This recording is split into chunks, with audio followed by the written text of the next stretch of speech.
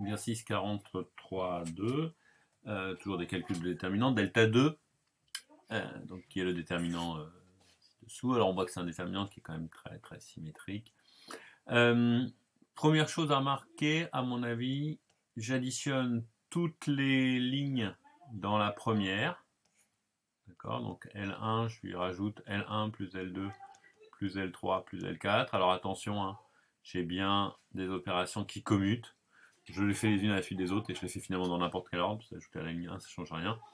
Ce qui me permet d'avoir du A plus 2C plus B, A plus 2C plus B, A plus 2C plus B, A plus 2C plus B, facteur du reste.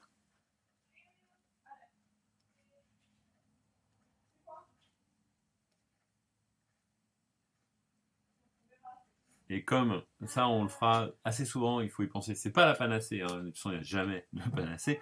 Mais ça permet souvent de s'en sortir assez bien. Et là, notamment, on voit qu'on peut mettre une factorisation qui n'est pas une factorisation évidente, qui est A plus 2B plus 2C, facteur de, donc le même, hein, dans lequel je mets, c'est simplement pour éviter d'écrire les calculs. Donc, j'ai mis ce A plus 2B plus 2C en facteur dans ma première ligne. Attention, il faut le mettre en facteur dans toute la ligne, ce qui me fait apparaître que des 1.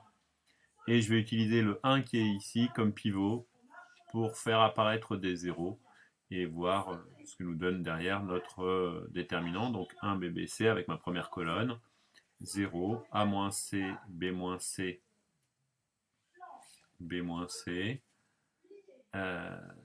0, B-C, A-C, B-C, et puis 0, 0, 0, A-B.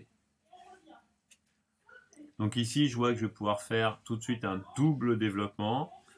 D'abord, suite première ligne, puisque je vais avoir coefficient 1, 0, 0, donc j'ai plus que le 1.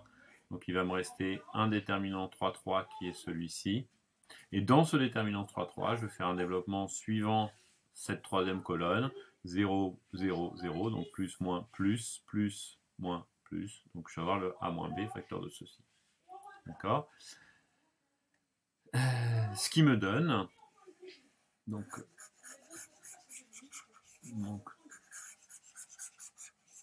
tout le temps un petit peu de place.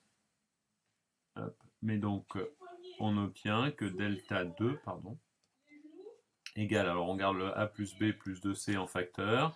Mes deux développements font que je garde mon A moins B en facteur. Et puis, j'ai plus qu'un développement de 2, A moins C, B moins C, B moins C, A moins C. Rôle symétrique en A et B, évidemment. Ici, je peux faire le calcul directement. Je peux aussi supprimer les C en faisant cette ligne-là moins cette ligne-là. D'accord ? Ce qui fait ici un B-A et un A-B. Avec cette ligne-là, j'ai retiré à celle-là. Et là, je vois que j'ai un B-A qui va se mettre en facteur, ou un A-B pour mettre en facteur à nouveau. Donc A plus B plus 2C. Facteur de A-B au carré. Facteur de A-C, B-C, ça j'y ai pas touché, et donc A-1 et 1, 1 ici. Je peux encore mettre un 0 là, en ajoutant mes deux, par exemple, pour mettre un 0 au-dessus. Donc ce déterminant-là, c'est le même que j'additionne en haut en me servant d'un pivot, donc A plus B moins 2C, 0, B moins C, 1.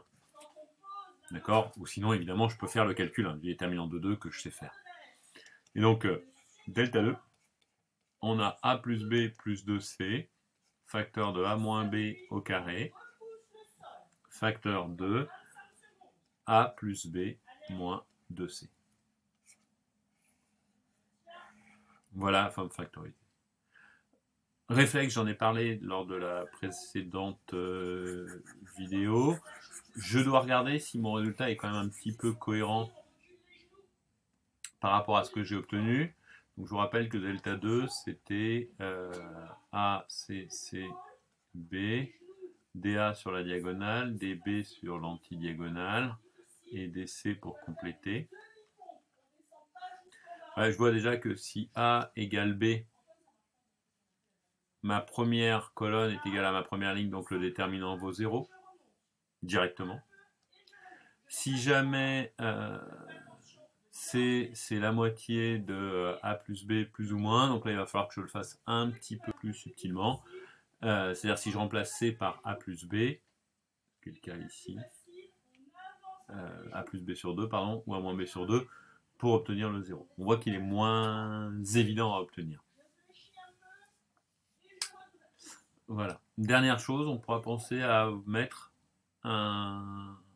ceci sous forme polynomiale, c'est-à-dire on verra quand on va calculer notamment les problèmes caractéristiques, mais on verra que ça revient assez souvent. Considérer x comme une variable, a égale x, pardon, et d'essayer de trouver des polynomiaux a, ce qui nous permet d'en extraire des racines, et vous voyez que trouver des valeurs d'annulation d'un déterminant, c'est pas très dur.